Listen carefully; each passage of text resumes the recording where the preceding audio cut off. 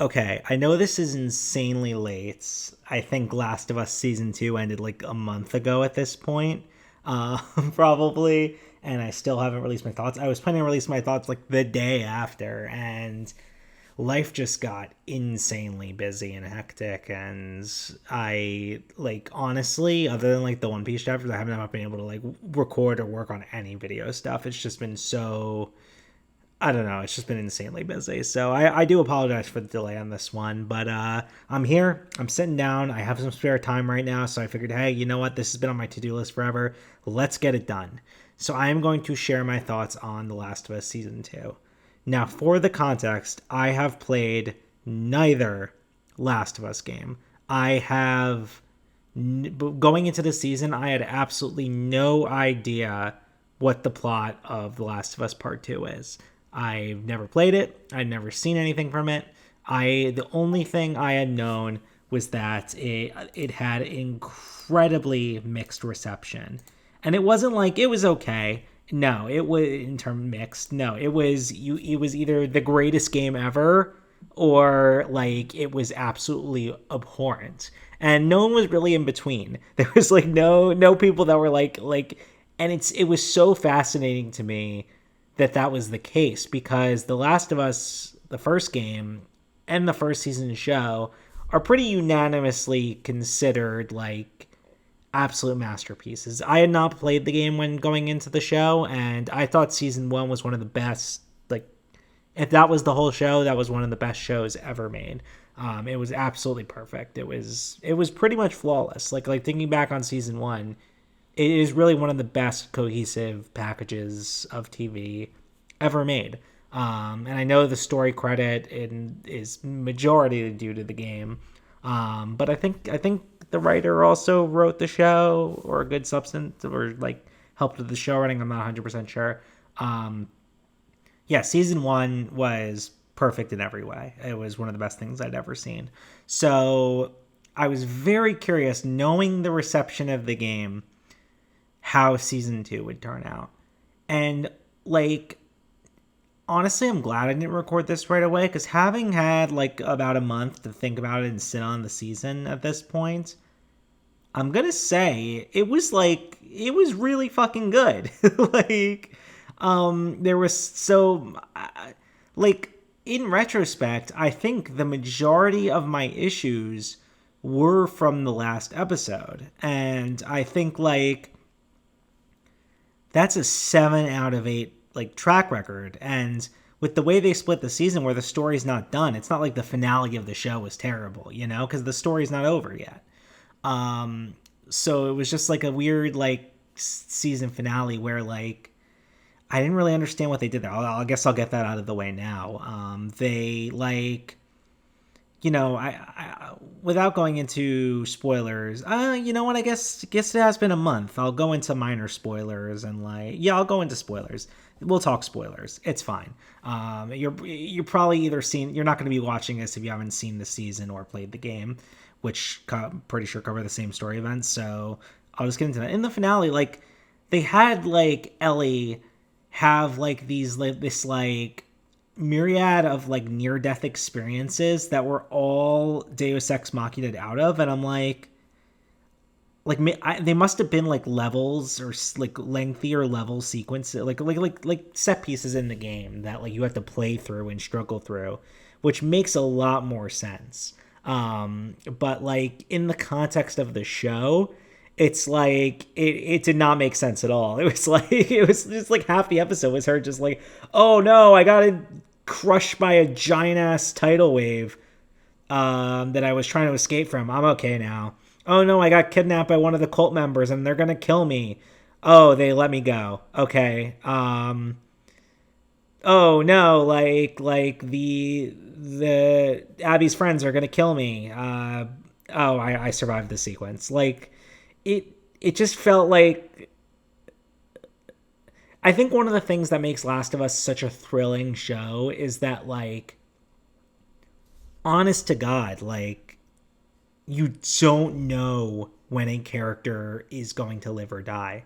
Like, having not played the game, like, it's one of those shows that doesn't have, like, usually have plot armor for its characters. Like a character could go, like a core character could go like that. And that's it. And like seeing those near death experiences really took me out of it. And like when I thought of it in like a game context, and like if you've played the game and this is a totally different situation, like please let me know in the comments.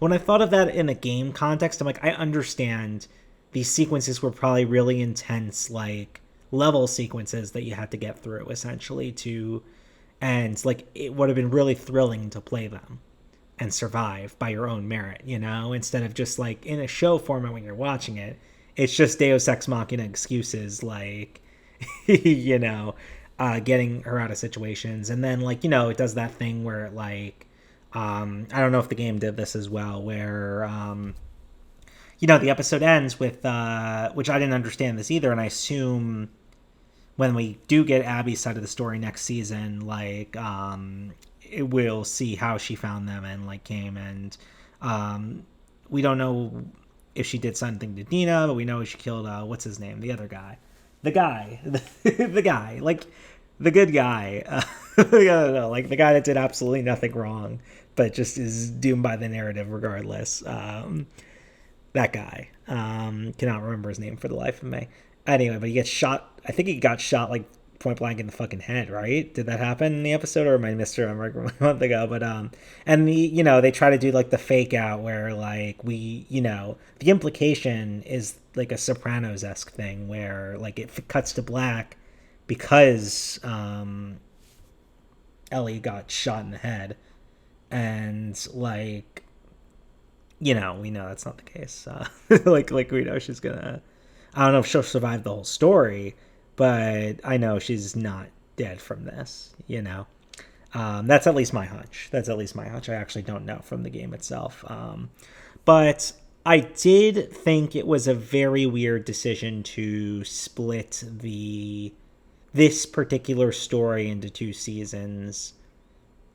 I feel that there was enough padding in this season, especially like there was enough padding in this season that it could have been like, okay, half the season was this story from Ellie's perspective, and then they're obviously the next season is setting up for the same events from Abby's perspective, and then it's going to end with like the ultimate climax, which is going to be, you know, the finale, like the ending of the story, this ultimate climax, from both their perspectives. I assume that's what it's ending to, just narratively.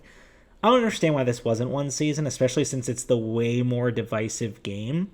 Like, why wouldn't they split season 1 or the first game, events of the first game, which everyone loves and cherishes and renounce?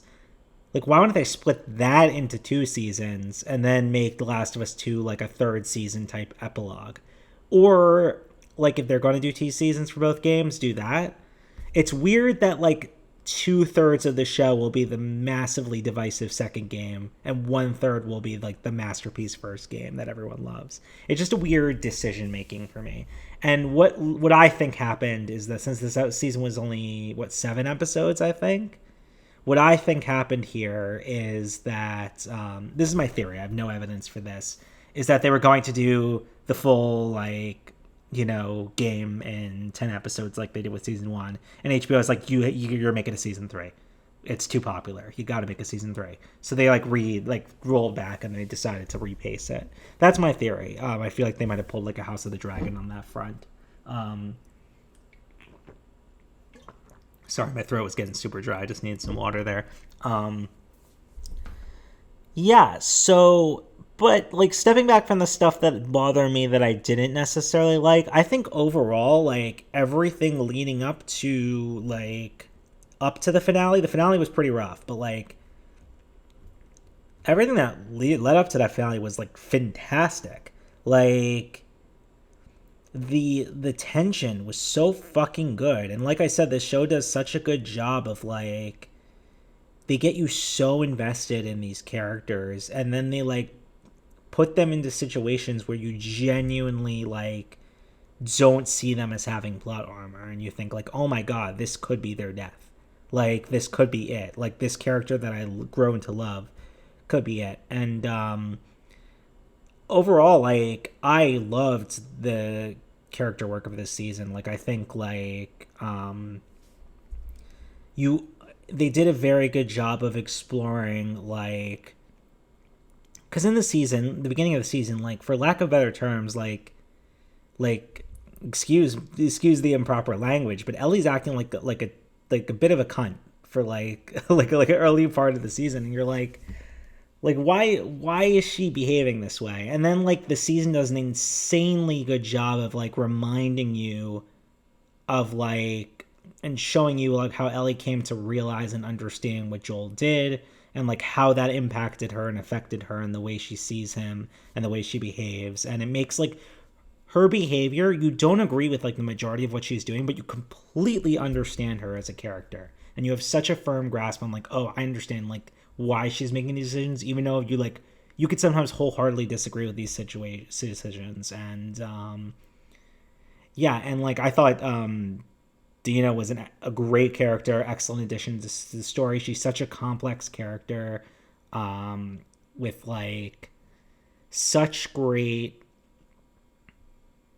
trying to think of the word, like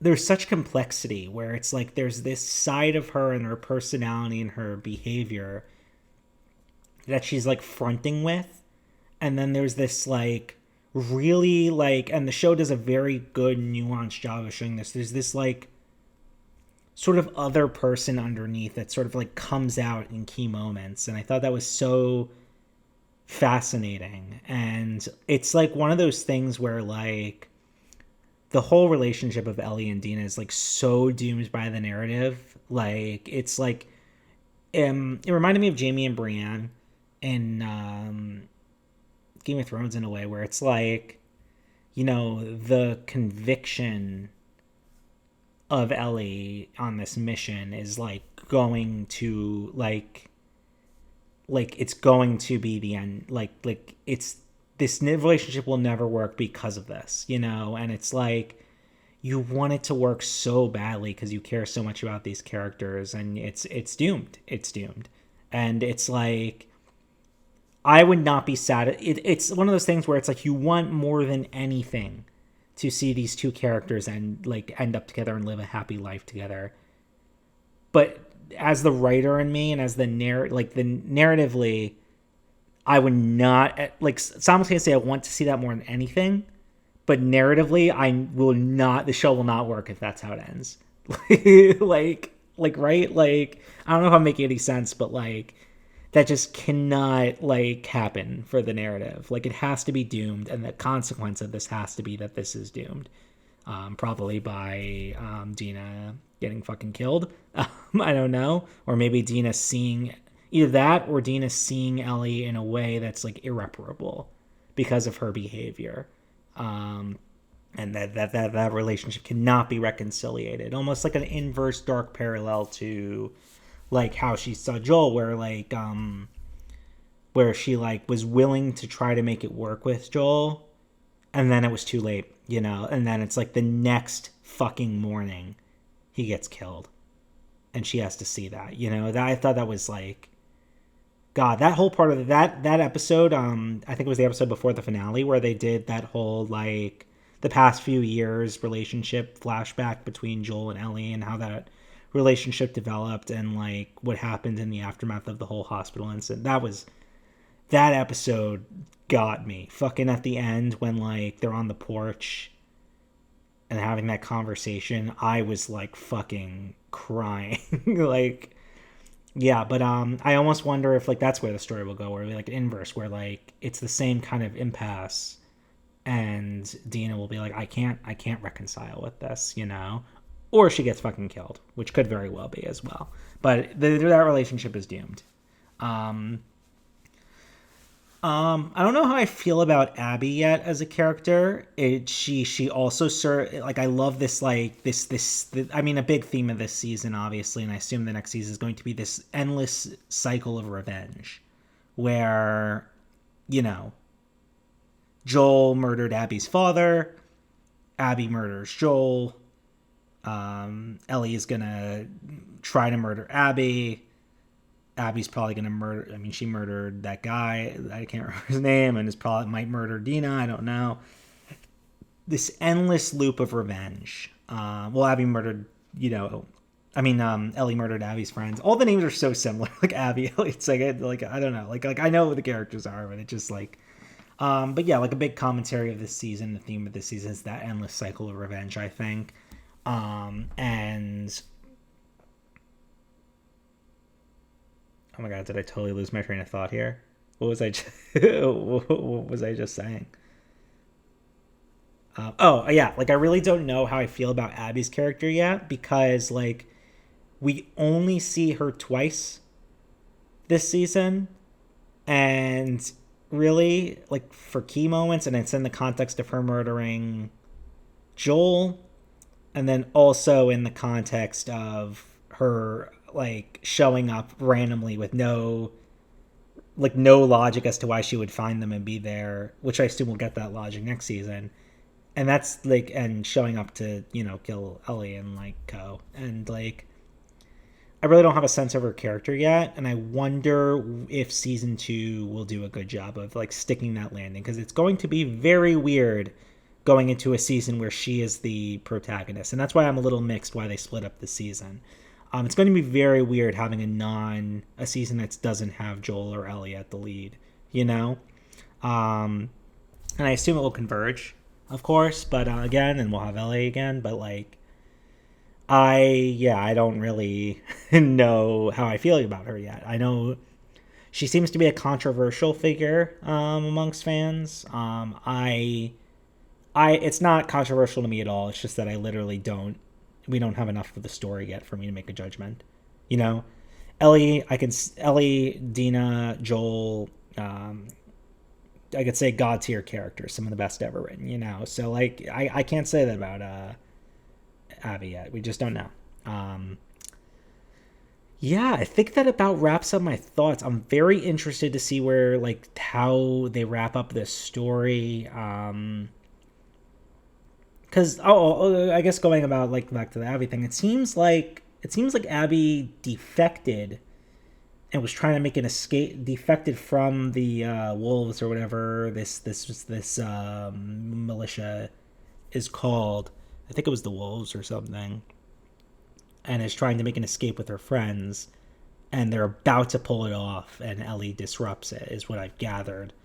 But I'm very interested to see why she defects, what's going on there. I could have a complete misunderstanding of that situation and not have a grasp on that, but yeah, I honestly, despite the kind of shittiness of the finale of this season, I'm very interested in where season 3 goes, and I'm very interested to see the conclusion of the story. I'm not planning on playing the games or looking up like video of the games and spoilers of where this goes. It might hit me, it might like fall into my lap, in the future. Just inherently being on the internet, you get spoilers. But yeah, overall, those were kind of my thoughts on the season. So yeah, I'd love to know what you guys think. Like, I'm coming at this completely as a show only watcher, having never played the games. But yeah, I'd love to know your thoughts. Please, no spoilers in the comments below. Like, please refrain from spoiling anything that happens beyond the events that season 2 covers. But also, I'd love to know your thoughts as either show exclusive watchers or game players that are watching the show. Like, I'd love to get a sense of what you guys thought. So yeah, that's I think about it for this video. So thanks guys for listening.